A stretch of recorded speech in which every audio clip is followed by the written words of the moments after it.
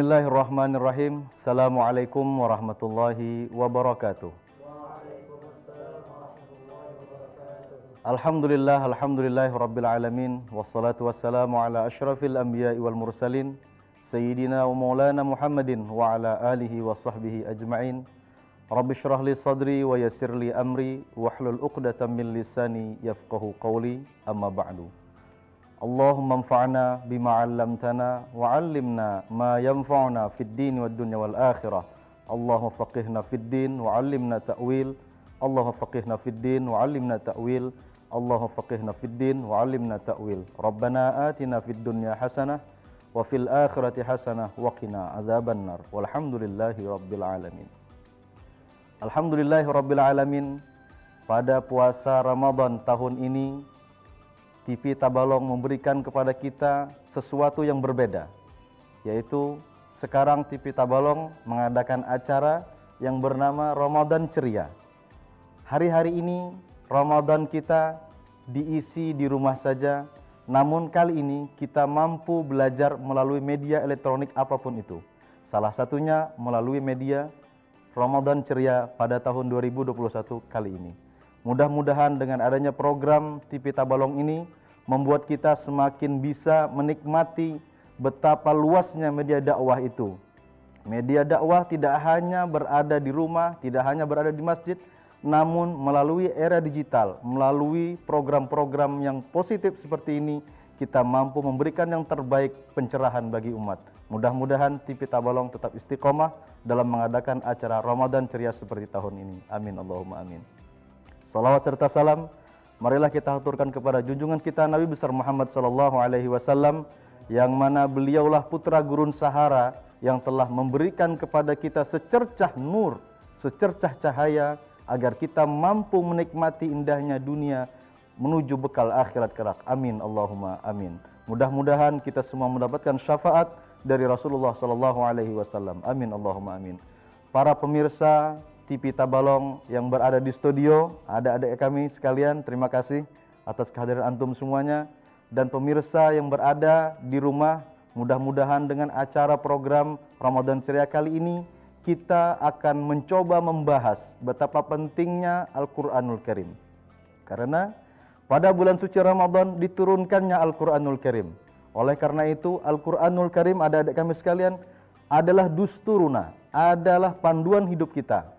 Dan Al-Quran ini merupakan panduan hidup bagi siapapun, bagi seluruh umat manusia, bagi seluruh umat apapun di dunia ini, panduannya adalah Al-Quranul Karim. Oleh karena itu, Al-Quranul Karim diturunkan dengan menggunakan bahasa Arab. Oleh karena itu, kita harus mampu memahami apa itu yang namanya bahasa Arab. Sekarang kami tanya kepada adik-adik sekalian, jika seandainya kita ingin belajar Al-Quranul Karim, otomatis kita harus paham bahasa Arab. Bahasa Arab itu adalah termasuk di dalamnya huruf hijaiyah. Huruf hijaiyah ini adalah kata kunci kita agar kita bisa masuk memahami makna dan bagaimana bacaan Al-Quranul Karim. Oleh karena itu kami menghimbau kepada seluruh pemirsa yang berada di studio maupun yang berada di rumah sana agar bisa menikmati acara-acara seperti ini, baik di waktu senggang bersama keluarga, maka nikmatilah sajian dari TV Tabalong kali ini. Baiklah, marilah kita semua memulai pelajaran kita hari ini dengan membaca basmalah. Bismillahirrahmanirrahim. Kepada adik-adik kami yang berada di studio dan yang berada di rumah, silahkan perhatikan slide yang akan kami tampilkan saat ini. Perkenalan pertama kita terhadap Al-Quranul Karim harus melalui yang namanya huruf hijaiyah. Huruf hijaiyah, ada berapa jumlahnya adik-adik sekalian? 29. Jumlahnya huruf hijaiyah sebanyak 29. Yang mana huruf hijaiyah ini adalah kata kunci kita untuk masuk ke dalam Al-Quranul Karim. Jika seandainya tidak ada huruf hijaiyah, maka kita tidak bisa membaca Al-Quranul Karim. Padahal Al-Quranul Karim adalah panduan hidup kita. Bagaimana kita mampu memahami hidup kita, bagaimana kita mampu menjalani hidup kita seandainya kita tidak mengerti dan paham apa itu huruf hijaiyah. Oleh karena itu adik-adik kami sekalian, marilah kita memulai dengan huruf hijaiyah agar kita bisa masuk ke dalam Al-Quranul Karim. Yang pertama, ada kata-kata huruf hijaiyah yang bertuliskan dengan alif. Huruf hijaiyah, huruf bahasa Arab itu adalah mukjizat. Kenapa? Karena memulai dari alif, ba, ta, dan selanjutnya itu bermulai dari yang namanya nuqtah. Nuqtah itu hanyalah titik. Dari nuqtah inilah kita mampu menuliskan Al-Quranul Karim. Kita mampu menulis bahasa Al-Quranul Karim. Dari titik ini akan bersambung kepada titik-titik yang lain. Ini melambangkan filosofinya bahwasanya kita ini hanyalah setitik ini. Kita manusia, makhluk Allah, khalifatullah di muka bumi, hanya sekecil ini. Untuk menyatukan semuanya ini, tentunya dengan titik-titik yang lain. Kita hidup tidak bisa sendirian. Kita hidup harus berjamaah. Al-insan ma'al jamaah. Oleh karenanya, titik-titik ini adalah filosofi agar kita mampu menjalani hidup kita ini bersama-sama, baik di dunia maupun kelak di akhirat. Kembali kepada pelajaran huruf hijaiyah. Huruf hijaiyah ada 29. Yang pertama, alif. Oke, ikuti yang dari studio maupun pemirsa yang ada di rumah, silahkan ikuti program kali ini. Yang huruf pertama adalah alif. Yang kedua, ba, selanjutnya, ta, selanjutnya, tha, selanjutnya, jim, ha,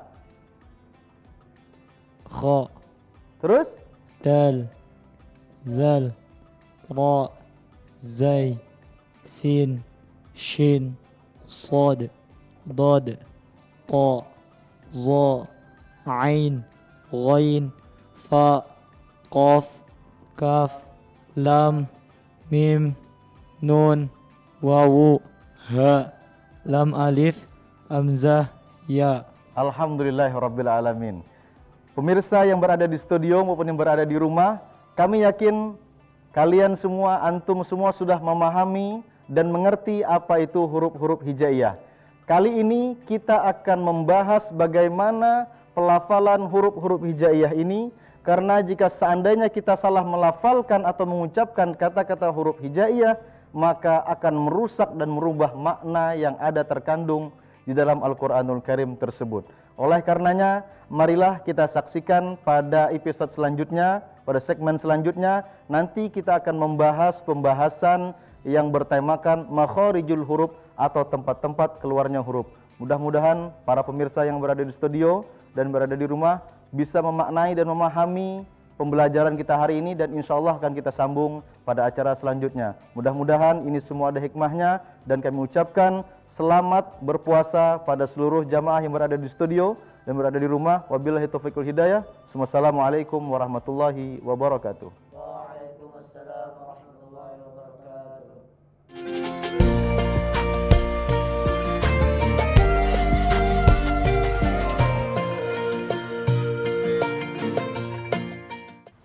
Assalamualaikum warahmatullahi wabarakatuh.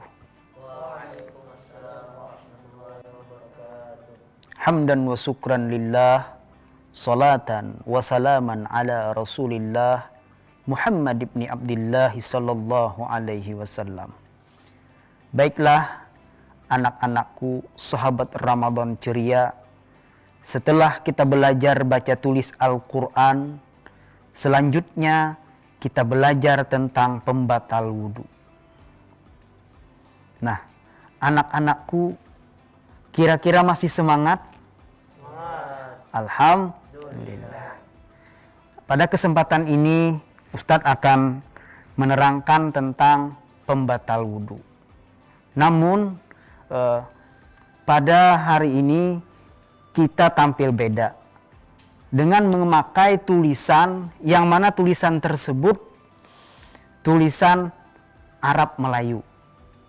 Nah, dengan itu maka kita sedikit belajar tentang Arab Melayu, karena zaman dulu Arab Melayu tersebut itu adalah yang sering dipakai oleh nenek moyang kita. Nah, di sini yang pertama itu adalah tentang pembatal wudhu. Nah, di sini ini kalau dibaca bahasa kitanya yang, tapi ini karena tidak bisa dituliskan titik tiganya, padahal ini ada titik tiganya. Jadi yang membatalkan wudu ada 5. Coba, siapa namanya ini? Siapa namanya? Oh, dari mana? Oh, dari Kumam, dari Kaltim ya? Alhamdulillah. Nah, jadi ini bacaannya apa tadi? Iya. Kemudian kita slide yang selanjutnya. Nah, ini bacaannya pertama. Ya. Pertama. Keluar sesuatu dari kubul dan dubur. Jadi yang pertama pembatal wudu itu adalah keluar sesuatu dari kubul dan dubur. Kubul itu adalah kemaluan yang di muka dan di belakang. Jadi kalau kita wudu, setelah kita berwudu, selesai sudah berwudu, tahu-taunya ada sesuatu yang keluar pada kemaluan muka kalian. Misalnya berupa air kencing atau dari belakang yang keluar. Baik itu berupa benda ataupun berupa angin. Maka wudu kalian menjadi batal. Karena kesimpulannya yang pertama itu adalah keluar sesuatu dari kubul dan dubur. Kira-kira bisa dimengerti? Ya. Nah, kemudian pada yang slide yang kedua. Nah, yang kedua, pembatal wudu itu adalah tidur. Jadi ini ada huruf ta dan ada huruf ya, maka dia dibaca ti. Dal ada waw, jadi du dia. Jadi tidur yang tidak tetap tempat duduknya. Ini contoh nih. Misalnya siapa tadi? Juhrani ya. Juhrani duduk. Nah, maksud tempat duduk ini adalah pantat kalian. Nah, pada ketika kalian duduk, ternyata Juhrani ngantuk.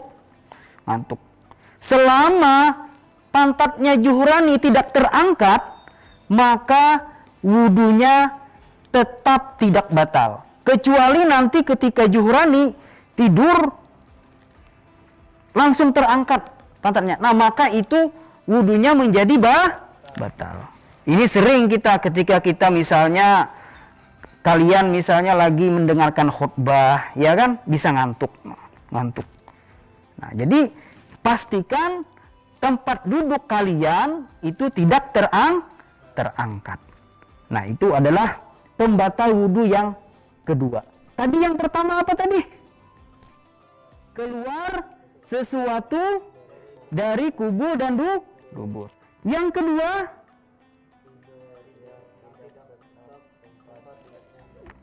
tidur yang tidak tetap tempat duduknya. Nah, kemudian yang ketiga. Nah, yang ketiga ini yang kedua, lagi slide lagi. Ya, yang ketiga. Ini bacanya ketiga, padahal di sini ada titik. Nah, jadi ketiga, hilang akal. Hilang akal. Sebab gila. Ini ada titik padahal. Gila atau mabuk dan pingsan. Ini sebenarnya ada titik 3 nih. Kalau pakai papan tulis enak kita. Nah, jadi hilang akal sebab gila atau mabuk dan pingsan. Ini misalnya setelah berwudu. Ini siapa namanya nih? Siapa namanya? Oh, Muhammad Syarif Hidayat. Dari mana? Oh, dari keluar. Tabalong aja nih. Ya. Nah, jadi hilang akal sebab gila. Oh, ternyata ada seseorang setelah berwudu, kemudian dia gila. Gila babi, biasanya lah. Nah, atau ayan kata orang. Nah, maka wudunya itu setelah dia sembuh, setelah dia siuman, maka wudunya batal. Nah, atau mabuk. Pas minum obat overdosis, langsung mabuk. Nah, maka wudunya batal. Atau pingsan. Ini sering nih. Lagi pakai apa? Misalnya lagi naik motor, nggak tahan di mobil misalnya ya. Nah, kemudian pingsan, maka wudu kalian batal. Jadi kesimpulannya apabila hilang akal, baik itu hilang akalnya dengan sebab gila atau mabuk dan pingsan, maka wudhu kalian itu akan batal. Pahamlah? Alhamdulillah. Nah, kemudian yang keempat, jadi slide yang selanjutnya, ini bacaannya keempat. Tersentuh kulit laki-laki dan dengan kulit perempuan yang boleh kawin. Jadi tersentuh kulit laki-laki dengan kulit perempuan yang boleh kawin. Kira-kira bisa dipaham? Belum. Nah, yang boleh kawin, pertama Ustaz contohkan dulu yang tidak boleh kawin. Misalnya tadi ini siapa namanya nih? Sidik. Oh iya, Sidik. Misalnya Sidik ada punya adik perempuan. Adiknya si Sidik itu tidak boleh Sidik kawin sama dia. Berarti Sidik kalau tersentuh adiknya tidak batal. Kecuali Sidik tersentuh adiknya siapa nih? Kakaknya Juhrani misalnya. Nah, maka batal. Karena Sidik boleh kawin sama kakaknya Juhrani. Apabila seseorang tersebut hal keadaannya itu boleh kawin dengan perempuan siapa misalnya. Ada perempuan yang di jalan, ketemu orang di jalan, padahal kita boleh kawin sama dia. Nah, maka ketika kalau kalian sudah berwudu, maka wudu kalian batal. Sekalipun misalnya siapa nih, Sarip menyentuh nenek orang, neneknya Juhrani disentuhnya, Sarip boleh kawin sama neneknya, boleh tidak? Boleh tidak? Boleh, sah kawinnya. Nah, maka Sarip wudunya batal kalau menyentuh seorang perempuan yang halal kawin. Makanya kalau Imam Syafi'i, untuk istri sendiri pun, karena kita halal kawin dengan istri kita, maka wudhu kita akan batal. Bisa dimengerti? Ya, alhamdulillah. Nah, kemudian yang kelima. Nah, ini bacaannya kelima. Kelima, tersentuh kemaluan manusia dengan tapak tangan atau perut jari. Ingat, ini kemaluan manusia, bukan kemaluan binatang. Ada kucing lewat misalnya, disentuh kemaluan kucing, kan udah batal. Ada punya kuda besar misalnya, disentuh kemaluan kuda, tidak batal. Ini punya manusia dengan telapak tangan, punya kita sendiri, batal. Wah, tidak mungkin katanya. Mungkin nanti suatu saat kalian punya anak, kalian sudah wudu, pas ketika kalian membersihkan najis yang ada di kemaluan anak dengan tersentuh telapak tangan, maka wudu kalian akan batal. Paham? Nah, jadi ini khusus untuk punyanya manusia. Nah, jadi kesimpulannya pembatal wudu itu ada berapa? Ada 5. Jadi semuanya ada 5. Yang pertama, coba 1, 2, 3. Mic-nya. Coba dipegang Juhrani. Ya. Yang pertama, kira-kira apa bacaannya nih Pintar? Yang membatalkan wudhu ada 5. Ya. Keluar sesuatu dari kubul atau dubur. Ya. Tidur yang tidak tetap tempat duduknya. Hilang akal sebab gila atau mabuk dan pingsan. Tersentuh kemaluan Tersentuh kulit laki-laki dengan kulit perempuan yang boleh kawin. Tersentuh kemaluan manusia dengan tapak tangan dan perut jari. Sudah. Setelah kalian sudah tahu bahwa pembatal wudhu itu ada berapa? Ada 5. Memang ada juga ulama yang mengatakan ada 4. Itu digabung, tidur dengan hilang akal digabung. Tidak jadi masalah. Ustadz mau bertanya kepada kalian. Pertama, pertanyaan Ustadz adalah, jikalau misalnya ini siapa namanya, Sidik, tinggal di di Datu Napis ya, di apa? Ya, di Syekh Napis. Nah, misalnya Sidik nih jalan pas keinjak kotoran ayam, batal kada wudunya? Ayo. Hah? Batal tidak? Mana mic-nya? Tidak, Kenapa tidak? karena tidak termasuk dalam pembatal wudhu. Iya, 100. Karena tidak termasuk pembatal wudhu. Pembatal wudhu ini aja. Kalau kalian keinjak kotoran, wudhunya tidak batal. Cuman kalau mau sholat dicuci najisnya. Paham? Paham. Alhamdulillah kalian sudah memahaminya. Yang kedua pertanyaan Ustadz. Jikalau ini namanya siapa? Sarip. Oh, Sarip. Oh, tinggal dikeluar aja. Iya. Nah, Sarip pas sudah wudhu nih. Pegang mic-nya pintar. Setelah wudhu. Jadi Sarip setelah wudhu, kemudian Sarip masuk ke dalam WC. Ditutup Sarip. Pertanyaan Ustadz, batal atau kada wudhunya?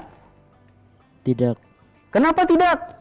karena bukan pembatal wudhu. Karena masuk WC bukan pembatal wudhu, Kecuali kalau mau kencing. Nah, kecuali kalau Sarip masuk WC mau kencing atau mau apa yang melakukan pembatal wudhu, maka wudhu Sarip akan Batal.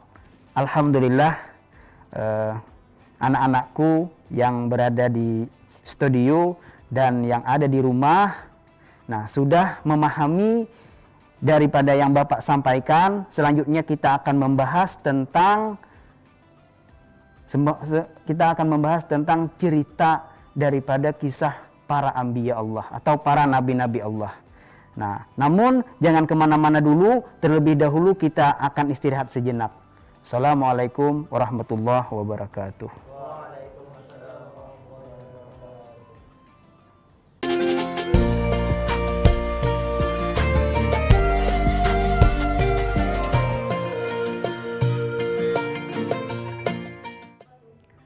Assalamualaikum warahmatullahi wabarakatuh. Waalaikumsalam warahmatullahi wabarakatuh. Hamdan wa syukran lillah, salatan wa salaman ala rasulillah Muhammad ibn Abdillah sallallahu alaihi wasallam. Baiklah anak-anakku, sahabat Ramadan ceria, kembali lagi bersama Bapak. Setelah kita belajar pembatal wudhu, selanjutnya kita akan belajar tentang kisah para nabi. Nah, jadi ini perlu juga kita mengetahui bagaimana riwayat ataupun biografi daripada para nabi-nabi yang terdahulu. Yang pertama itu adalah nabi yang pertama, kira-kira nabi siapa? Yang kalian tahu? Nabi Adam Nabiullah Adam alaihi salam. salam. Nah, jadi nabi yang pertama itu adalah Nabiullah Adam alaihi salam. Dalam sebuah hadis muktabar yang dinukil dari Imam Ja'far As-Shadiq, disebutkan bahwa sebelum Allah Ta'ala menciptakan Nabiullah Adam alaihi salam dari tanah, lalu Allah Subhanahu wa Ta'ala terlebih dahulu memberi kabar ke bumi bahwasanya Allah Subhanahu wa Ta'ala akan mengambil tanah di sana. Jadi sebelum Allah Subhanahu wa Ta'ala menciptakan Nabiullah Adam, Allah Ta'ala menyampaikan dulu kepada bumi bahwasanya Allah Ta'ala nanti akan mengambil sejengkal tanah yang akan dibikin daripada makhluk Allah.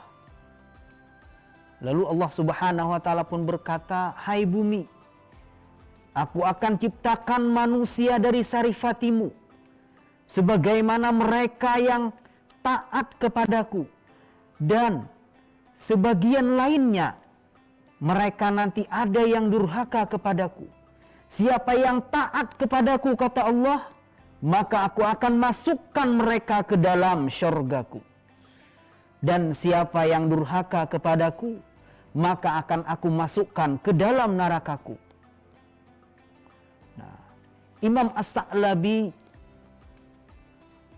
menyebutkan bahwasanya kemudian Allah Subhanahu wa taala mengutus daripada malaikat Jibril.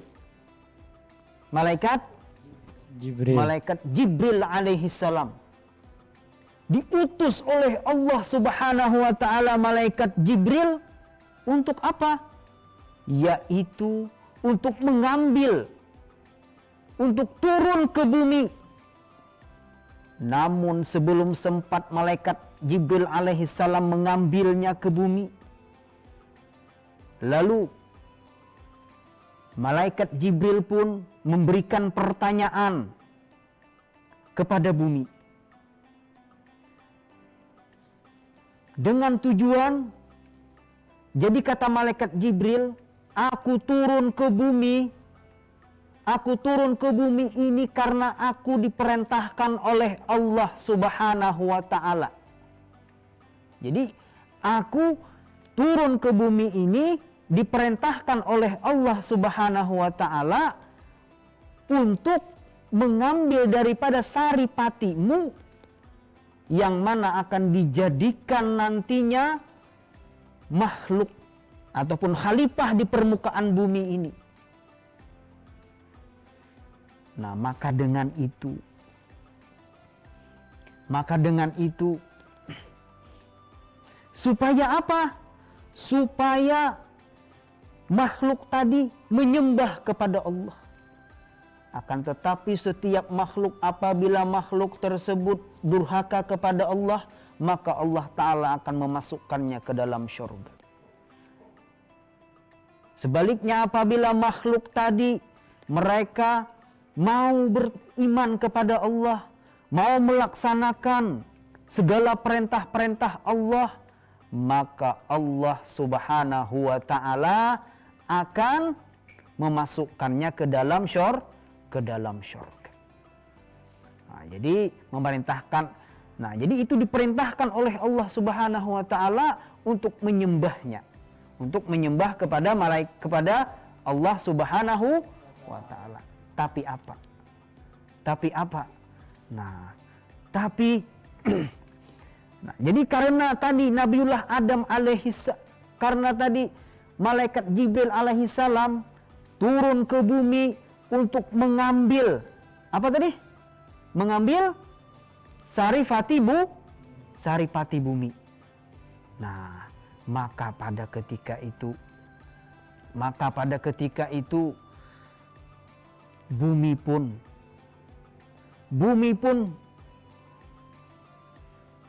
menjawab pertanyaan daripada malaikat Jibril. Jadi kata bumi membalas pertanyaan daripada malaikat Jibril. Nah, bahwasanya aku bersumpah dengan nama Allah bahwa aku, kata bumi, tidak sanggup untuk menanggung beban manusia hidup di bumi. Jadi kata bumi, aku kada sanggup menanggung beban kalau seandainya manusia hidup di bumi. Karena bumi takut. Takut kenapa? Takut manusia nanti akan merusak bumi. Takut manusia akan merusak bumi. Karena para adik-adik santri yang ada di studio dan pemirsa yang ada di rumah, karena sebelum diciptakannya Nabiullah Adam alaihi salam, sebelum makhluk yang ada di permukaan bumi ini dulunya pernah tinggal di bumi kita ini adalah bangsa daripada bangsa jin. Jadi sebelum adanya Nabiullah Adam, sudah ada bangsa jin pernah tinggal di dunia. Apa pekerjaan bangsa jin tersebut di dunia? Bangsa jin tersebut di dunia mereka membuat kerusakan di bumi. Apa saja mereka lakukan. Nah, sehingga dengan perintah Allah Subhanahu wa taala kepada seorang malaikat yang sangat taat kepada Allah, yakni malaikat Azazil. Malaikat Azazil diperintahkan oleh Allah Subhanahu wa taala untuk memerangi bangsa jin yang membuat kerusakan di permukaan bumi. Sehingga diperangi oleh malaikat Azazil. Dan alhamdulillah pasukan jin tersebut bisa ditaklukkan oleh malaikat Azazil dan pasukannya. Nah, maka dengan itulah ada sekelompok jin yang melarikan diri. Ketika malaikat Azazil mau mengejar mereka, kata Allah, biarkan mereka. Nah, yang lari, yang bersembunyi tersebut, itulah cikal bakal jin yang sekarang yang masih ada di bumi sekarang ini. Yang lainnya sudah habis. Jadi malaikat Azazil yang memusnahkannya. Maka oleh karena itu, bumi tidak mau kalau ada lagi seseorang yang berada di permukaan bumi. Nanti kata bumi mereka akan membuat kerusakan. Nah, maka pada ketika itu malaikat Jibril alaihissalam tidak berhasil. Tidak berhasil untuk mengambil saripati daripada bumi. Nah, karena tadi bumi tadi bersumpah bahwasanya dia tidak sanggup untuk menanggung beban manusia yang di bumi. Nah, lantas Allah Subhanahu wa taala mengutus 2 malaikat sekaligus. Langsung 2 malaikat. Ada seorang lagi. Yang pertama yaitu adalah malaikat Mikail. Yang kedua adalah malaikat Israfil. Mereka turun ke bumi. Apa tujuannya tadi? Misinya ke turun ke bumi. Apa? Misi malaikat tadi turun ke bumi kenapa? Kira-kira? Mana mic-nya bentar? Untuk apa turun ke bumi 2 malaikat tadi diperintahkan Allah? Untuk mengambil saripati bumi. Iya. Jadi turun 2 malaikat sekaligus untuk mengambil saripati bumi. Maka lagi-lagi bumi melakukan hal yang serupa dengan bersumpah, dengan membawa nama Allah. Kedua malaikat ini pun lalu mereka kembali lagi kepada Allah Subhanahu wa taala tanpa membawa sedikit tanah pun. Seperti tadi malaikat siapa yang tidak berhasil? Malaikat Jibril. Malaikat Jibril alaihi Salam. Ada berhasil juga. Nah, namun setelah itu lalu Allah Subhanahu wa taala memerintahkan malaikat Israel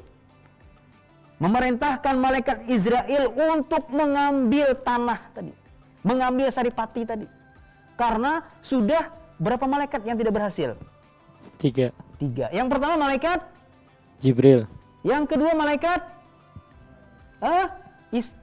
malaikat Mikail. Dan Israfil.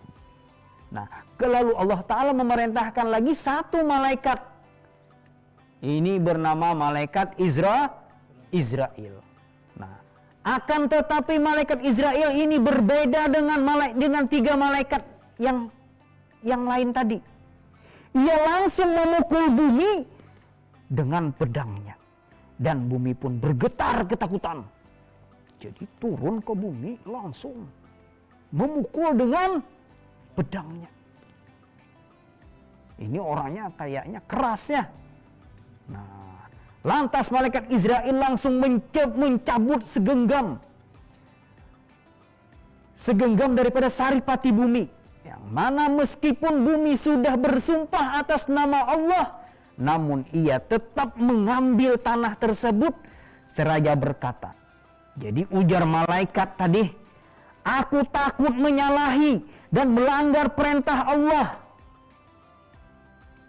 Aku sama sekali tak akan melanggar perintah Allah, perintah Tuhanku, walaupun dengan segala kerendahan hati untuk dirimu. Sekalipun engkau menangis bagaimanapun bumi, nah, tetap aku akan mengambil. Jadi pada ketika malaikat Israel alaihissalam mengambil paksa atau mencabut sebagian daripada saripati bumi, bumi pun menangis. Bumi pun merasa kehilangan. Jadi bumi menangis, merasa kehilangan.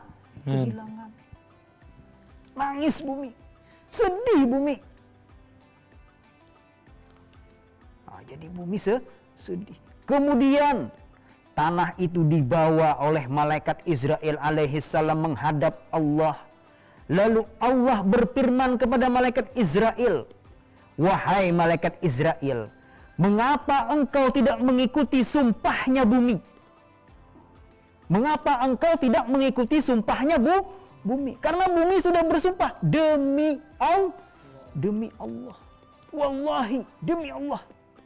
Kenapa engkau tidak mengikuti sumpahnya bumi? Nah, jadi jawab malaikat Israel, perintahmu wahai Allah, perintah Tuhan wahai Allah, lebih aku ikuti. Dan lebih aku ikuti daripada sumpahnya bumi. Jadi perintah pian ya Allah, lebih aku ikuti daripada mengikuti rintihannya bumi. Wah ini. Kemudian Allah Subhanahu wa taala memberikan penghargaan kepada malaikat Israel atas hal tersebut. Apa penghargaannya? Dengan inilah malaikat Israel alaihi salam dipilih oleh Allah Subhanahu wa taala untuk mencabut daripada nyawa manusia. Nah, jadi memberikan tugas kepada malaikat Israel bahwasanya malaikat Israel itu diberikan tugas, diberikan penghargaan oleh Allah Subhanahu wa taala untuk mencabut nyawa hamba-hamba Allah Subhanahu wa taala. Malaikat Israel ini merupakan malaikat yang diberikan oleh Allah Subhanahu wa taala, diberikan kepenghargaan oleh Allah Subhanahu wa taala yang sangat luar biasa, dan diberikan keistimewaan oleh Allah Subhanahu wa taala mencabut nyawa manusia. Itu pernah karena pada suatu ketika ada seorang nabi, Nabi Musa alaihissalam pernah bertanya kepada malaikat Israel. Kalau kada hilap, apa Nabi Musa atau Nabi Ibrahim? Malaikat Nabi Ibrahim. Karena Nabi Ibrahim ini seorang nabi yang banyak juga berteman dengan para malaikat. Nah, maka para nabi tersebut bertanya kepada malaikat Israel, wahai malaikat Israel, bagaimana engkau mencabut nyawa manusia sedangkan dunia ini luas, sedangkan dunia ini sangat luas, besar dunia.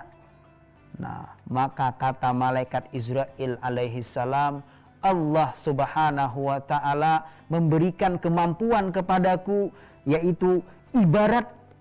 Jadi ibarat bumi ini adalah dijadikan bumi ini laksanakan wadah makan atau meja makan. Di sebuah meja makan yang dipenuhi berbagai makanan. Nah, Setiap apapun makanan yang ingin aku ambil, tinggal aku ambil. Begitu juga nyawa manusia.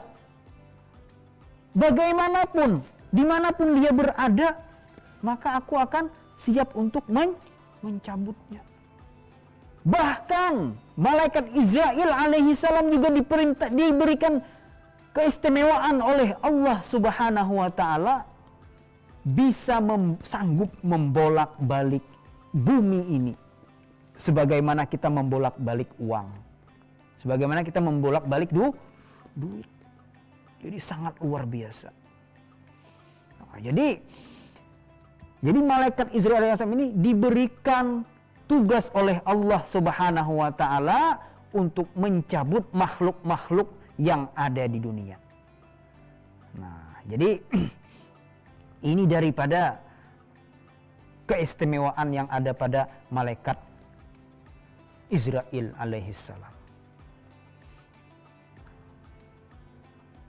Nah, jadi akan tetapi malaikat Israil ini pada ketika mencabut nyawa itu bersama dengan malaikat rahmat dan malaikat azab. Nah, jadi menurut kisah Qabil Akbar, malaikat maut tidak mengetahui kapan tiap-tiap makhluk yang akan mati. Nah, jadi malaikat maut tidak tahu kapan tiap-tiap manusia itu akan mati.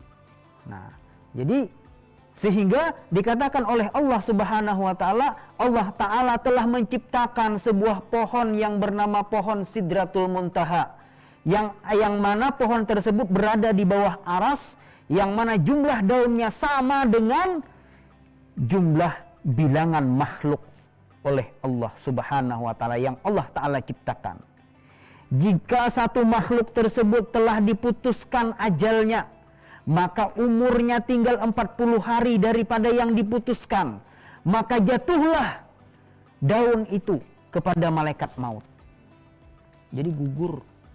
Jadi malaikat maut ini tinggal berdiam di samping pohon Sidratul Muntaha. Maka apabila daunnya tadi sudah mulai layu, nah maka jatuhlah kepada malaikat maut. Nah tapi itu masih ditunda selama 40 hari. Oh, jadi bahasa kasarnya nih, Hawa melihat dulu identitasnya. Oh, ini si Sidik tinggalnya di mana? Di Dukuh kah, Pintar? Bohongin kah? Hah? Banyu Tajun. Wah, ada juga di Kalua Banyu Tajun deh. Ada banyunya kata John. Jadi dicari identitasnya dulu. Nah, jadi 40 hari dulu malaikat ini. Nah, jadi diberikan oleh Allah Subhanahu wa taala dulu waktu 40 hari. Nah, jadi maka daun tersebut setelah jatuh lalu dicarilah orangnya yang akan dicabut. Jadi itu sangat luar biasa diberikan oleh Allah Subhanahu wa taala keistimewaan kepada beliau. Jadi kemudian para santri sekalian rahimakumullah, mungkin sebelum kita tutup acara ini, ada Ustadz yang ingin sampaikan atau ada ingin Ustadz tanyakan kepada kalian. Yang pertama tadi, malaikat yang diperintahkan oleh Allah Subhanahu wa taala yang tidak berhasil mengambil saripati bumi tadi, kira-kira malaikat apa? Jibril. Malaikat Jibril. Coba Sarip. Yang kedua,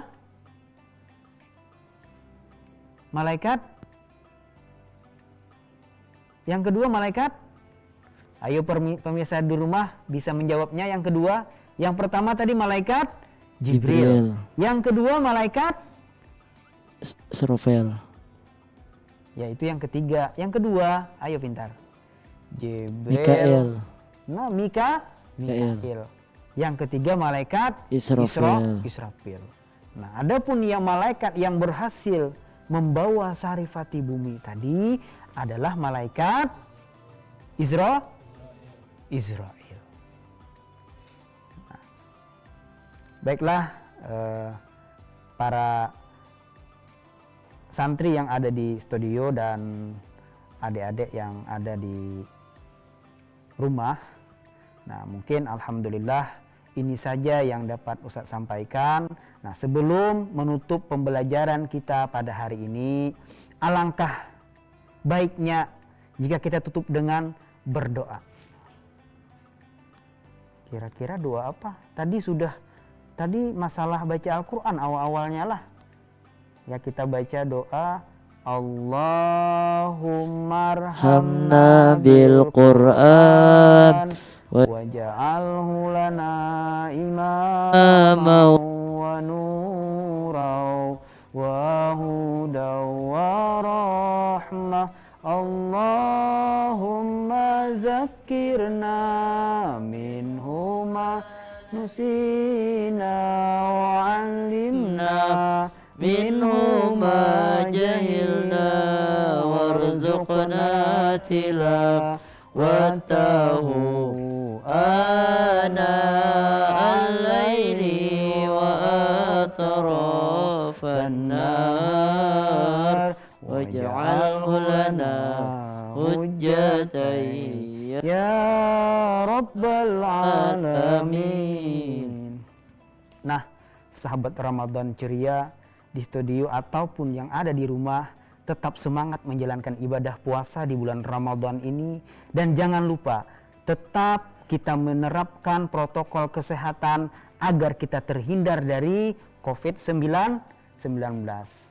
Ustaz tutup dengan kafaratul majlis. Subhanakallahumma wa bihamdika asyhadu an la ilaha illa anta astaghfiruka wa atubu ilaik. Assalamualaikum warahmatullahi wabarakatuh.